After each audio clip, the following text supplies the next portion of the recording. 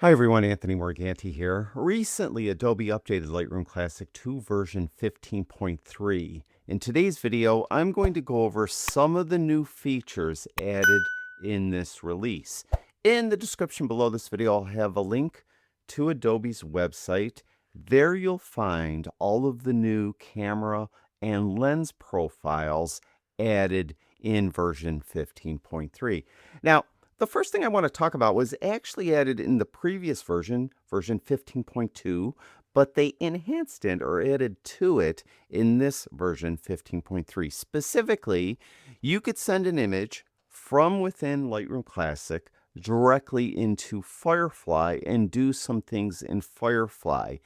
If you would like to do that, you could access it from the menu at the top, go to File, down to Generate using Firefly, or you could right-click on a thumbnail or right-click on the image itself, and you'll find that same menu, Generate using Firefly. Now, in the previous version, version 15.2, they had two options here, Edit Photo and Generate a Video from Photo. In this version, 15.3, they've added Start a Mood Board. Now, I've never covered this in any previous video, so in today's video, I am going to demonstrate how to edit a photo, generate a photo, and we're going to touch on starting a mood board. For example, you have an image, and let's say you'd like to do a Firefly operation to that image. Say, for example, this image here. And I want to add a seagull to the sky. I could do that in Firefly. All I need to do is go up to the menu or right-click on the thumbnail or onto the image, go down to Generate using Firefly, and go to Edit Photo. When you do that, it's going to upload your image to Adobe server. So you do need an active internet connection, and you have to be willing to allow your image to be uploaded to their servers. Now, you could do a lot of things with Firefly. On the left-hand side, you have a toolbar. You'll notice at the very top, by default, it will be on prompt. Here, you could just tell it what you want it to do. Add a seagull to the sky or something like that. Below that, we have markup. With markup, we could add text. We could add brush strokes, things like that. Then we have precision flow. This is in beta. With this, I could say something like enhance the sky. And when it enhances the sky, it may give me one or more sliders where I could tweak the enhancement. Below that, we have some generative options: fill, remove, expand, and upscale. And then finally, we could remove a background. Now, for this demonstration, as I mentioned, I just want to add a seagull to the sky. So I'd use prompt. Then down here, I could choose what model I want to use. You'll notice with the Gemini 3 Nano Banana 2 model, it's going to use 40 credits. If I click on this, the drop-down, you can see there's a number of different models. If I use this Flux 1, this bottom one, you can see that's 10 credits. If I go up and try a different one, you can see it'll vary depending on which one. This 2.5 is 10 credits. The Nano Banana 3.1 is 20 credits, and so on. So it really depends. And also what will change is the resolution. So if you go to, say, 4K, it's going to use more credits. So it depends. What you want to do, you could experiment here, but we'll just stay with this one with 2 credits, let's say. So Nano Banana 2 with 2 credits, or 2000, a resolution of 2000. Sorry about that. And then how do I want it cropped? I'm going to stay with the wide 3x2. And do I want to use Google search to search for anything? No, I do not need to do that. Here, I just want to add a seagull in the sky. Oops. Off in the distance. All right, something like that, and we'll click Generate. Now, it does take some time to do this. Really depends on how busy their servers are. So what I'm going to do is I'm going to pause the recording while it's doing this, and we'll come back when it's done. Okay, it's just finishing up, and as you can see, there's a seagull off in the distance, and that cost me 40 credits. There aren't any variations. You only get one result. So either you like it or you don't. Either way, it's going to cost you 40 credits. And as far as I know, there's no refunds when you use those 40 credits. Now, once you have your rendered image, as I do now, I could share it by clicking up here, or I could download it to my computer as I'm doing right now.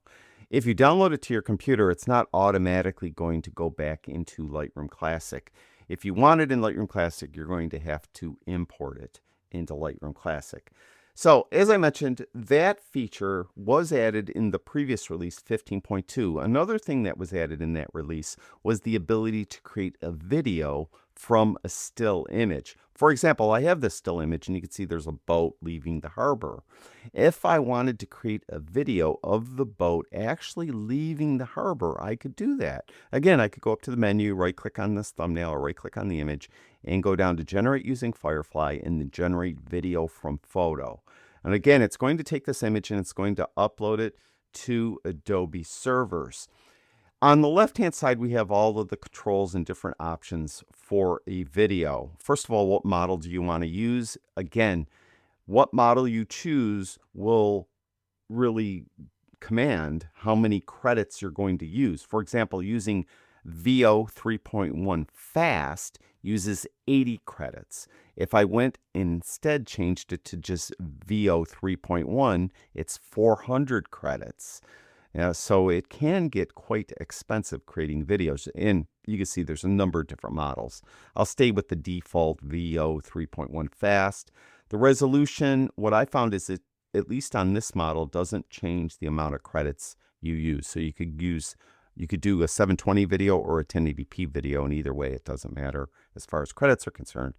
Do you want it a landscape image or a portrait style image? You have the option there. The duration, now this will change the amount of credits. The longest video you can create is 8 seconds long. If you create a 4-second long video, it's half as many credits. If you do a 6-second video, you can see it's right in the middle, 60 credits, and the 8-second video is 80 credits. Again, that is using the VO 3.1 Fast model. Do you want it to generate audio? You could do that. Now, I actually did this already. And for some reason, I forgot to generate audio, which I'm kind of kicking myself. You can see it doesn't cost any more credits if you generate audio, at least with this model. So I'm kind of upset with myself that I didn't generate the audio. Now, frames, I just sent one image here. I could have actually picked an end frame or a last frame. For example, if I had this image where the boat is kind of in the middle of the harbor. And then I had another image that I took later where the boat was off further out into Lake Erie. I could use that as the last frame of the video. And then Firefly would create the video between those two frames. Now, advanced settings, we have seed. If, for example, I tell it to send the video or send the boat out into Lake Erie, and it did that. And if I like that, and then I say, add a seagull to the sky, flying through the sky or something like that, what it will do is it will totally redo the entire video and you won't have the boat leaving the harbor any longer. But if I put a seed here, then I refer to that seed when I create the second video, it will have the boat leaving the harbor still, and it will just add the seagull flying through the sky. So I could do that, and then down here you just describe what you wanted. And as I mentioned, I did this already. It does take a long time to generate. And in the prompt, all I wrote was have the boat leaving the harbor. And this is what it came up with. Here's the video here, and if I open it up and expand it and hit play, you'll notice it looks pretty realistic to me. As you can see, the boat is leaving the harbor, and that's all I asked it to do. It is in slow motion, which I think is kind of odd. And as I mentioned, I did have the option to add audio, and for some reason I forgot to do that, or I just didn't do that. But I think it looks pretty realistic. Something I would probably never use ever in a million years, but there it is. If you want to create a video from a still image, you have that option. Again, that was something that was added in version 15.2 of Lightroom Classic. In version 15.3, they added the option to create a mood board.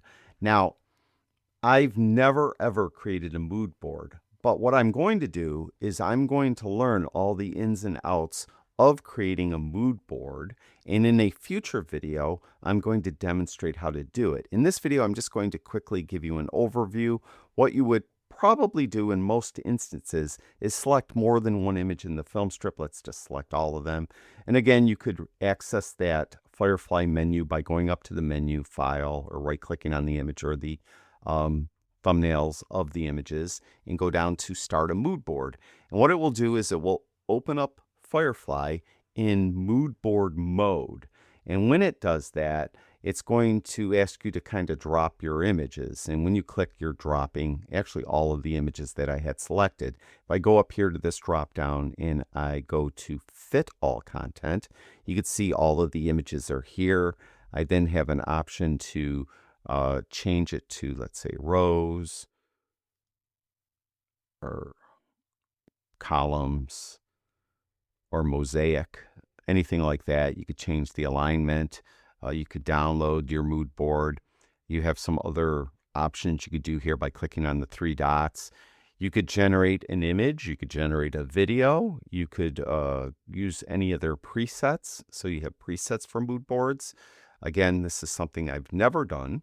I hope to learn this very quickly and do a video very soon. And over on the left-hand side, you have the tool well where you have options here to add text to it, to add shapes, to annotate, and to add other content, like add another image or something like that. So again, that is new in version 15.3 of Lightroom Classic, and I hope to cover that in more detail very, very soon. Now, the next thing is probably a minor thing, but I like it. It has some new presets. If we go over here on the left-hand side and I go to presets, at the top, any presets you created or bought, purchased, these are presets I sell, will be up here. But if you go down to the presets that come with Lightroom Classic, you'll notice there's a new group, Style Film Inspired. I think there's 12 here. And these are pretty interesting. If you hover over them, you could see you'll get a preview. There's warm gold, there's rich gold, there's warm black and white, there's soft ember, there's strong ember, there's muted black and white, faded blue, deep blue, cool black and white, I'm sorry, light sage, deep sage, and bold black and white. Now, a lot of these I like. I really do like the warm gold. I think that's a pretty cool look. Now, it says film inspired. They're not specific types of film like a Kodak Kodachrome or Fuji Superia or anything like that. These are just kind of inspired to give you a film look with your image. So I think those are pretty cool. I do like those a lot. Now, finally, the last feature, there's not a lot added to this version, but this last feature I really like, and I'm going to be using it all the time.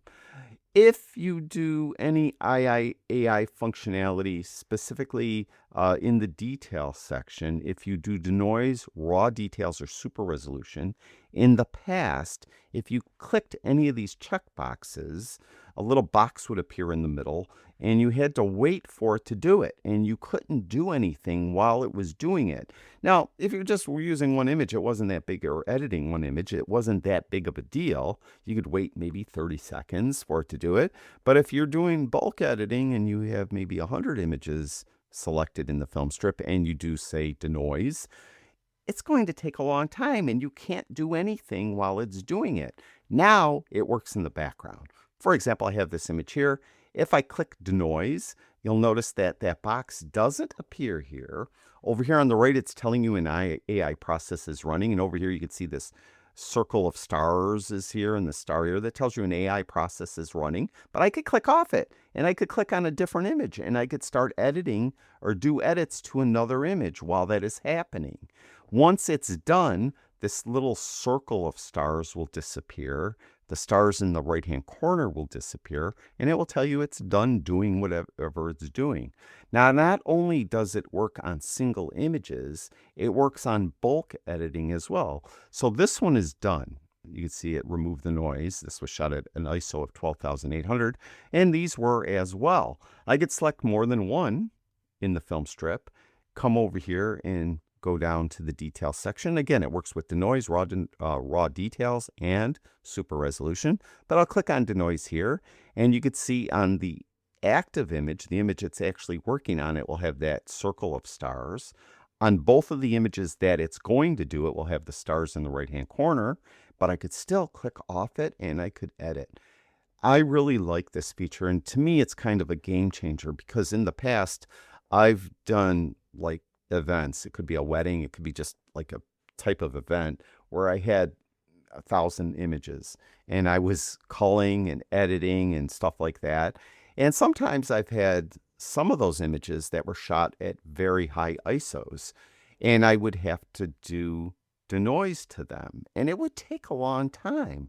So now I could just select all the ones that were shot with a high ISO in the film strip, go up here, click it. It will do that in the background, and I could do some other editing. I could maybe continue culling. I maybe could go in and just crop some images or do some just general edits on images while the denoise is being run on the images that had the high ISO. In this case, you could see it finished this one, and now it just finished this other one as well.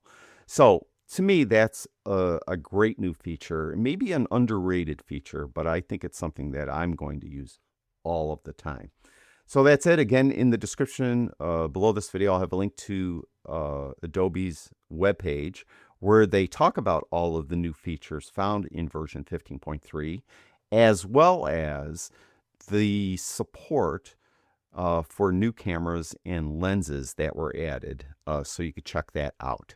Thank you, everyone who watches my videos. I really do appreciate it. I'll talk to you guys soon.